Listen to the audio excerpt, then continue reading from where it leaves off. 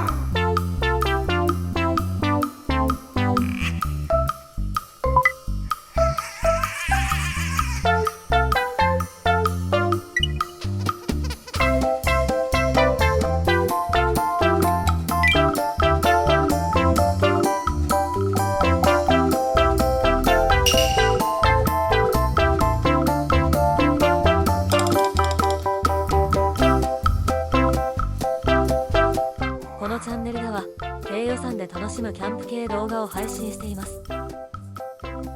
不定期投稿のためぜひチャンネル登録して次の動画をお待ちください。この動画を最後までご視聴いただきありがとうございました。